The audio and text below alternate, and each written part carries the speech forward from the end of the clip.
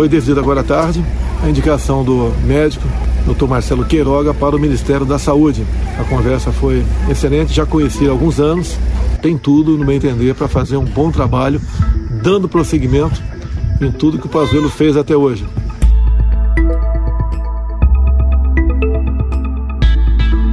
O Ministério da Saúde terá seu quarto ministro na gestão Bolsonaro.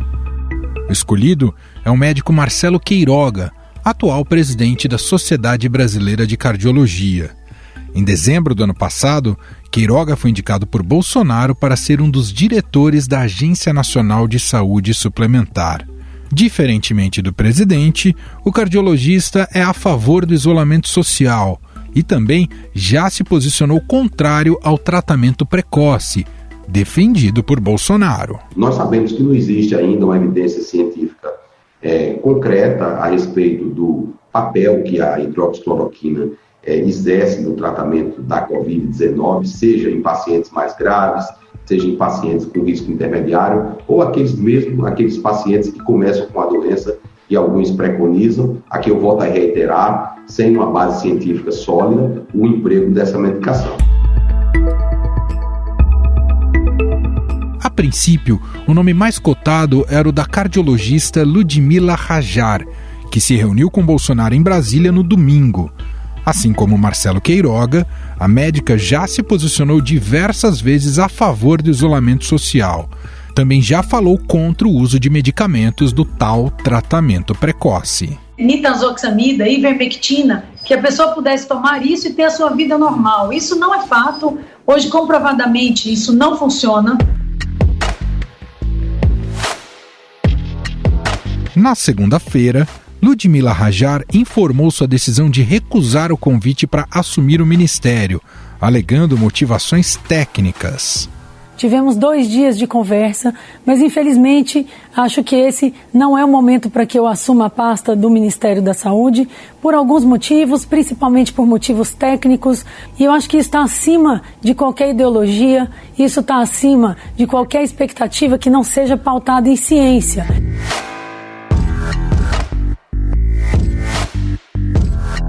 Ainda ontem, em entrevista à Globo News, a médica relatou ataques de bolsonaristas contra ela. Criaram perfis falsos meus em Twitter, perfis falsos em Instagram, divulgaram meu celular em redes sociais. Imagina, eu sou uma médica, eu preciso do meu telefone para atender meus doentes. Eu recebo mais de 300 chamadas, ameaças de morte. Houve uma tentativa de entrar no hotel no qual eu estou, em Brasília. Houve ameaças à minha família. E quem acompanhou de perto a saída de Pazuello e a chegada de Queiroga é o repórter do Estadão em Brasília, Matheus Vargas, que conversa com a gente a partir de agora.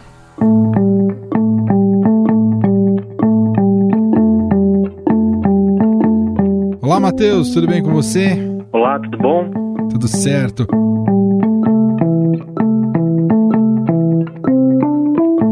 Matheus, vamos começar contando um pouco sobre essa via crucis, essa saga até o Bolsonaro conseguir definir o novo ministro da Saúde, né? O general Eduardo Pazuello foi sendo queimado em praça pública até a definição de Marcelo Queiroga. Isso se intensificou desde o fim de semana, né, Matheus?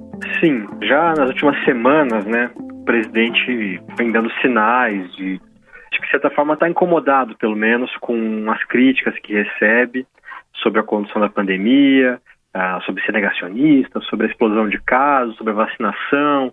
E o ministro da Saúde, Eduardo Pazuello, que até certo momento era um escudo, começou a virar um problema. Havia pressão para a abertura de CPI no Congresso, por exemplo. Há investigação no Supremo Tribunal Federal, né, sobre a suposta omissão do ministro na ajuda ao Amazonas para evitar o colapso. Somado tudo isso, também sob muita pressão do Congresso para buscar outro nome, até de autoridades ali do Supremo Tribunal Federal, enfim. O presidente Bolsonaro começou a buscar alternativas, né? Já na sexta-feira já se falava alguma coisa, a gente soube, né, que na sexta-feira, por exemplo, a Ludmila Rajar, que acabou recusando o convite, já estava por aqui, já tinha sido levado ao Congresso. No sábado se intensificou, o ministro da Saúde, o atual Eduardo Pazuello, com o presidente, junto com outros ministros generais do governo, se reuniram, conversaram, falaram sobre essa sucessão do cargo. No domingo, o presidente recebeu a Ludmila Rajar, novamente conversaram e ela declinou, né? Não só declinou, como expôs que recusou por divergências com o presidente sobre leituras que ele tem, sobre opiniões que ele tem sobre a condução da pandemia, que ele não abriria mão, por exemplo, de ser contra, né, medidas de restrição de circulação e de defender medicamentos que não têm eficácia contra o coronavírus, como a cloroquina, mas que acabaram virando apostas do governo. Por isso ela declinou. Mais tarde, o presidente Bolsonaro se encontrou com o médico Marcelo Queiroga, atual presidente da Sociedade Brasileira de Cardiologia, e nesse encontro mesmo eles já fecharam ali um acordo, um contrato, digamos, para que ele se torne o ministro da Saúde. O presidente Bolsonaro já confirmou também, ali em frente ao Palácio da Alvorada, quando ele costuma falar com os apoiadores, que o Queiroga vai ser o ministro da Saúde. Deve haver uma transição aí, ele falou em 2 semanas, com a equipe do Pazuello participando, mas o fato é que temos o 4º ministro da Saúde durante essa pandemia.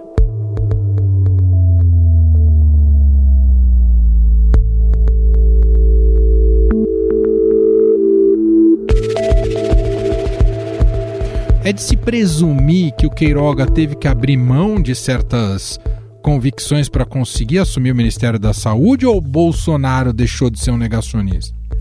O que a gente ouve de pessoas que até acompanhavam, né, deram apoio ao Queiroga e tudo mais, é que não vai acontecer nenhuma coisa nem outra. O presidente Bolsonaro talvez vá flexibilizar um pouco o discurso, até já tem feito isso, né?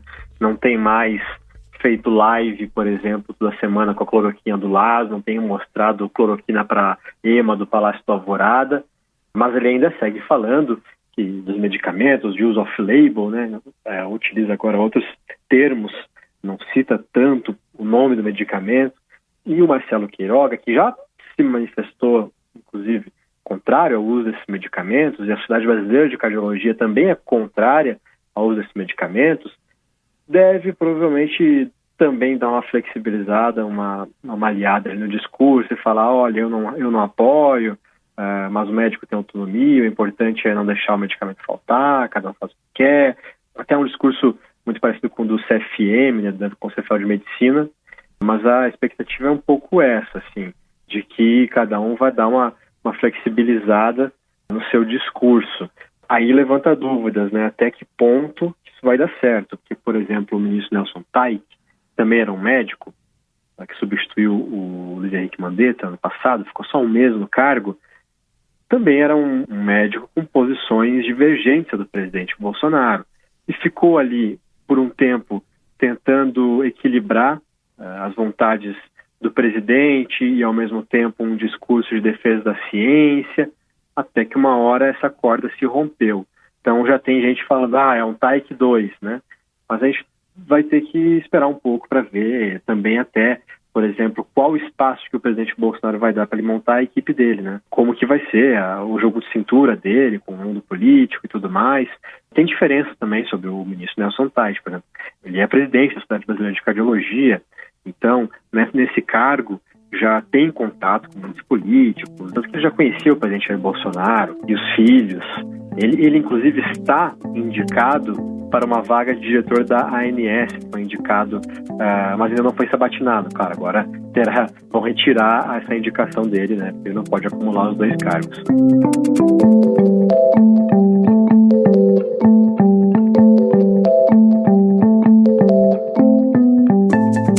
E a gente imagina, né, Matheus, que os 2 pontos centrais em que o Queiroga já de imediato será testado é conseguir ampliar o ritmo da vacinação no Brasil. Não sei se tem condições para melhorar diante do que foi a gestão até aqui, a gestão da saúde até aqui, nesse quesito, né, vacinação. E a outra é como lidar com números tão altos, né, que essa conta tem ficado mais para os prefeitos e governadores, mas o Bolsonaro já disse que é contra lockdowns, isolamento social, etc. e tal, mas muitas vezes tem se tornado necessário diante da emergência e do agravamento da pandemia no país. Imagino que são 2 pontos cruciais em que ele será testado de imediato, não é, Matheus? assim, ele pega o Ministério da Saúde no auge da pandemia, né, no momento em que vários estados estão colapsados, estão com mais de 100% de ocupação de leite de UTI, ou seja, tem pacientes sendo atendidos, mas fora dos leitos, em corredores, banheiros e tudo mais, tem pacientes não sendo atendidos, tem filas para UTI, é um colapso que a gente não havia tido até agora, mesmo com a crise sendo tão grande. Então, há uma expectativa muito grande sobre qual é a resposta que ele vai dar a tudo isso. E também sobre a campanha de vacinação. O general Eduardo Pazuello, até hoje mesmo, anunciou a compra, finalmente, das vacinas da Pfizer, da Janssen, depois de meses do governo recusando, até desdenhando essas propostas, né? Tenta ali fazer um discurso de saída, de que fez uma boa gestão e tudo mais. O próprio presidente Bolsonaro, agora, ao anunciar o Queiroga, fez elogios ao general Eduardo Pazuello, disse que ele fez um ótimo trabalho na parte de gestão e que agora o Queiroga vai atacar mais a questão da saúde, para tentar reduzir o número de óbitos e tudo mais. Mas a gente fica em dúvida o que ele vai fazer de diferente e qual espaço que ele vai ter para isso, né? Essa é uma dúvida que já surge aqui também nos comentários desse mundo político, entre os secretários de saúde, que também estão sempre num diálogo muito próximo com o Ministério. Perfeito. Matheus Vargas, repórter do Estadão em Brasília, gentilmente batendo esse papo novamente aqui com a gente no podcast. Obrigado, viu, Matheus? Obrigado.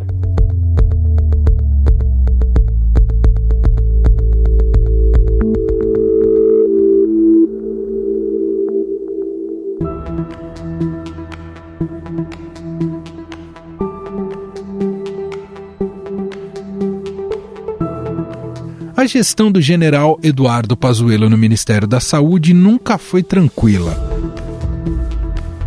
Pazuello assumiu interinamente o Ministério da Saúde em 16 de maio de 2020, após a saída de Nelson Teich. Naquele período, o país computava 15.633 mortos e 233.142 casos de Covid-19.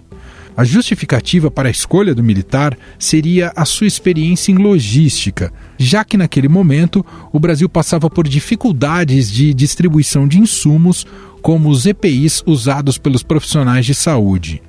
No cargo, o ministro fez o que os seus antecessores declinaram: ceder às vontades do presidente.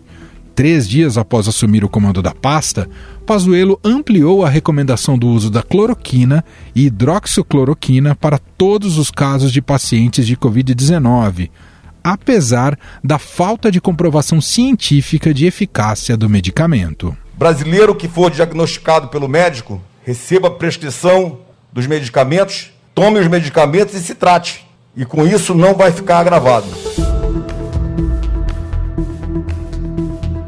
Em 20 de outubro, após ser efetivado no cargo, houve o primeiro desentendimento com o presidente Jair Bolsonaro. Pazuello anunciou que o Ministério da Saúde havia comprado 46 milhões de doses da Coronavac, vacina produzida pela farmacêutica chinesa Sinovac, em parceria com o Instituto Butantan.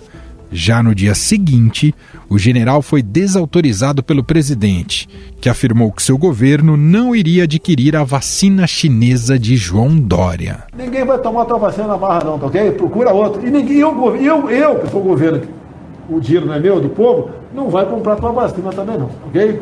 Procura outro para pagar a tua vacina.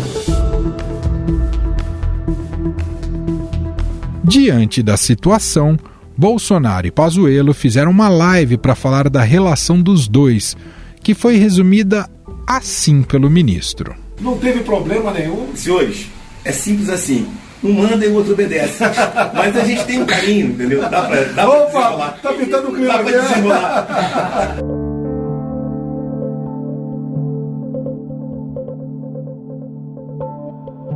A pasta da saúde também foi acusada de retirar do ar os números de mortos de Covid-19, apresentados no boletim diário do Ministério.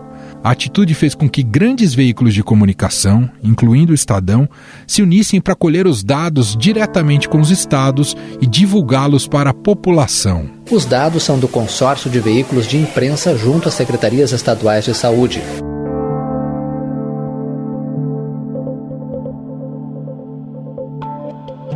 Em 12 de janeiro deste ano, Pazuello lançou o aplicativo Tratikov para auxiliar médicos no tratamento da Covid-19.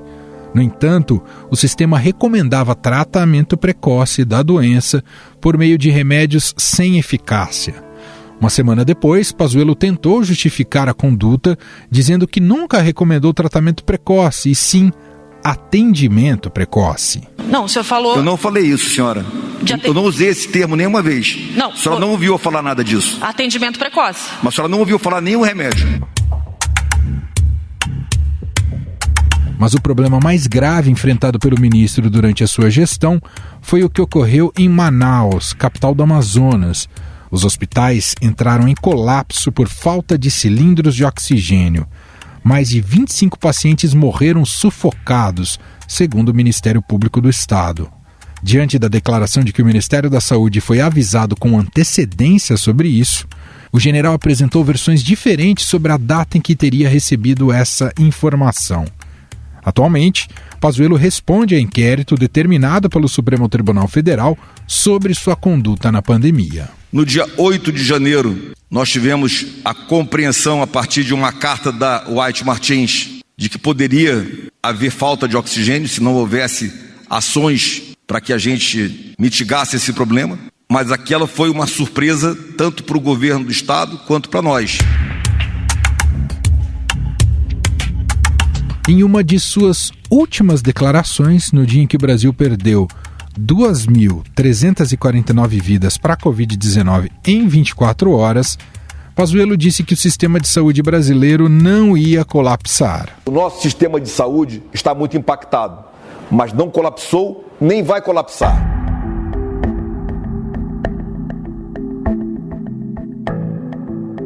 A afirmação foi contestada por secretários de saúde, prefeitos e governadores ao redor do país. Mas afinal, o que fez Bolsonaro buscar uma mudança de gestão na saúde? O que tem motivado a mudança de narrativa do presidente nos últimos dias, com aparições públicas usando máscaras e defendendo a vacinação? Para analisar este assunto, nós convidamos aqui para uma conversa o cientista político da Tendências Consultoria, Rafael Cortes.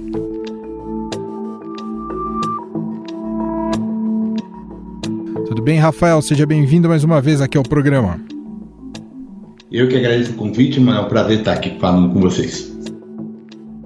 Bom, para além do debate técnico e de qualidade de gestão, que a gente sabe que está sendo um fiasco no Ministério da Saúde, e não é de hoje, mas especialmente com o general Eduardo Pazuello, essa troca do Ministério da Saúde, esse timing, o quanto tem relação com uma fatura que era para ser cobrada mais dia ou menos dia pelo Centrão, hein, Rafael?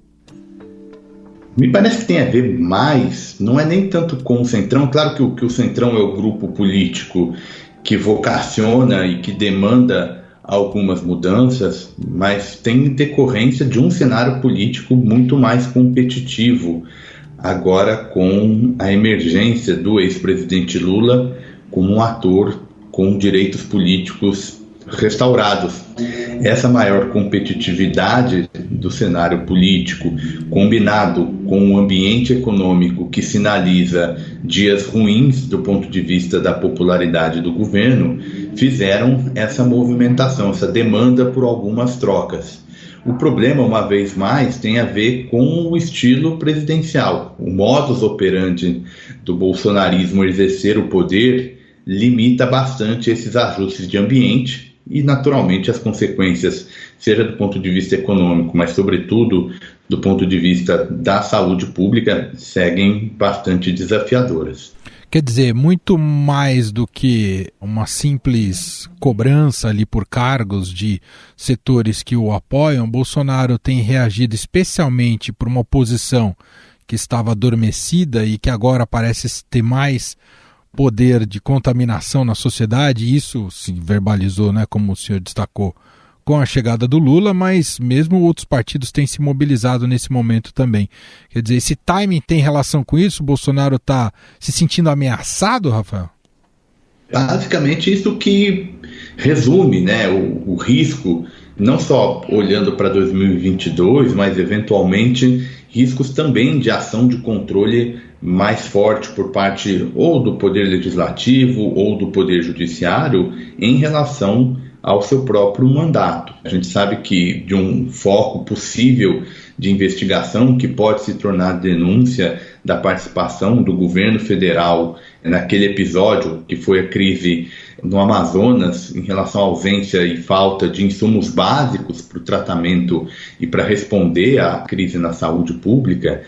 Esse movimento, de alguma maneira, é um movimento para olhando riscos eventuais em relação ao mandato da atual administração, especialmente porque as evidências empíricas mais recentes começam a apontar para rompimento daquele piso mínimo de popularidade que o presidente, ao longo do mandato, conseguiu obter, mesmo numa conjuntura bem difícil, né, que a gente assistiu o ano passado, mas que com o auxílio emergencial, uma estratégia de comunicação com bastante apelo numa parcela da sociedade, elas permitiram manter um certo piso ali em torno de 30% de avaliação ótimo e bom. As pesquisas mais recentes já sugerem o rompimento desse piso, o que, combinado com um quadro econômico delicado, pode estar antecipando um governo com uma fraqueza ainda mais forte de capital político e aí a necessidade de fazer esses ajustes, demandado por uma classe política, uma parte da classe política que de alguma maneira apostou na continuidade do governo e, portanto, também quer fazer essa administração se tornar pelo menos um ativo maior olhando lá em 2022. Você citou, né, a fragilidade, as limitações do próprio Bolsonaro no seu jeito de governar, na sua maneira de pensar a gestão. E nesse sentido, pegando esse gancho, Rafael, Bolsonaro avaliou muito mal politicamente a questão de quanto ele deveria se debruçar sobre essa crise na saúde, ou seja, seu módulo negacionista está cobrando um preço caro a partir de agora, Rafael? Me parece que sim. Basicamente, a estratégia do governo foi, ao longo de 2020, se apoiar em 2 ou 3 pilares do ponto de vista da comunicação. Um deles foi negar, minimizar o efeito da questão da pandemia, trazendo a necessidade, né, de supostamente olhar para a economia também, né, como se fosse algo separado, mas enfim, isso estava muito presente no discurso do governo. Um segundo ponto, contraposição aos governadores. O governo, nesse enredo criado pelo seu núcleo político, seria o responsável pela agenda positiva que veio dessa discussão, que foi o aumento das transferências de renda, e a parcela com custo político elevado, que é o custo de decretar medidas restritivas, ficariam nas mãos dos governadores. E uma terceira perna dessa comunicação é sinalizar que o Supremo Tribunal Federal teria decidido que o governo não pode fazer muita coisa, minimizando a responsabilidade. Esses 3 pilares foram suficientes para, em 2020, manter essa popularidade razoavelmente alta. O que me parece que começa a se inverter em 2021 é que eu vou chamar de segunda onda, mas na verdade o Brasil nunca interrompeu de fato a chamada primeira onda, né? Mas assim, só para fins didáticos, esse segundo momento da pandemia veio com um aumento expressivo do número de mortes, com atrasos no programas de imunização, com a possibilidade da gente já ter tido acesso, ou pelo menos desenhado contratos para aumentar essa oferta de vacinas, e veio no momento em que outros atores começaram a olhar para a vacina, no caso do governador de São Paulo, João Dória, e isso de alguma maneira tem afetado a popularidade do presidente. Aquela ideia de ficar negando a importância da vacina, de fazer com que um discurso em defesa da liberdade, isso parece ter se mostrado com bastante limite nesse cenário. As pesquisas, inclusive, mostram que a grande maioria da sociedade está disposta a tomar vacina, e à medida em que os efeitos da pandemia vão se tornando mais intensos, essa estratégia de 2020 não vai ser suficiente para o governo navegar nesse presente ano, especialmente com um quadro econômico muito deteriorado, sobretudo para os grupos mais vulneráveis. Deixa eu fazer uma última pergunta, Rafael. Por que a classe política não conseguiu reagir até agora à altura em relação ao Bolsonaro, às suas atitudes, e principalmente o que a gente observa na gestão nessa área da saúde e da pandemia, e precisou a entrada do Lula para essa classe política realmente se mobilizar e tentar de alguma maneira pressionar mais o Bolsonaro. O que está por trás disso, Rafael? Me parece que é uma combinação entre dois elementos. O primeiro é a dificuldade de fato de se criar lideranças políticas com poder de mobilização.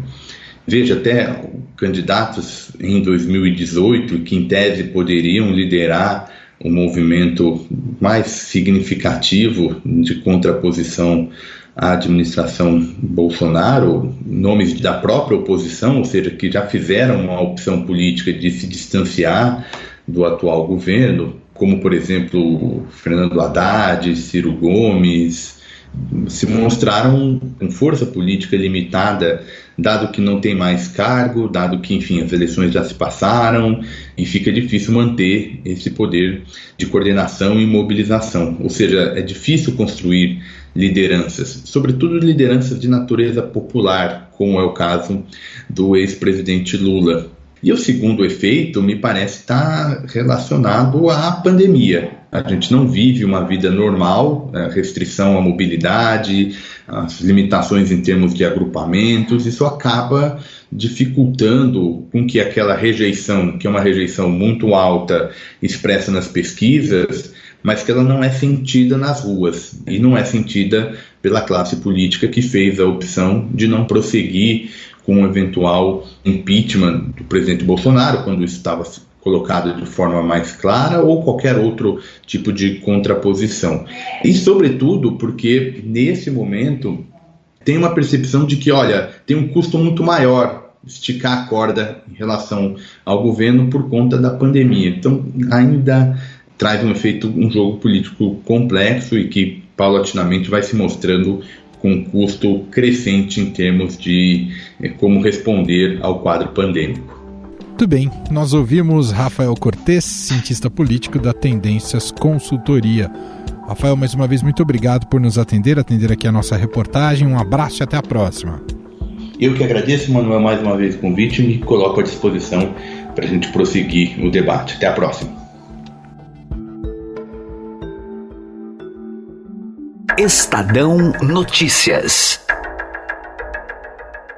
E este foi o Estadão Notícias de hoje, terça-feira, 16 de março de 2021. A apresentação foi minha, Emanuel Bonfim, na produção e edição, Bárbara Rubira, Gustavo Lopes e Ana Paula Niederauer. A montagem é de Moacir Biasi e o diretor de jornalismo do Grupo Estado, João Fábio Caminoto. Quer escrever para a gente? O nosso e-mail, podcast@estadão.com. Um abraço para você e até mais.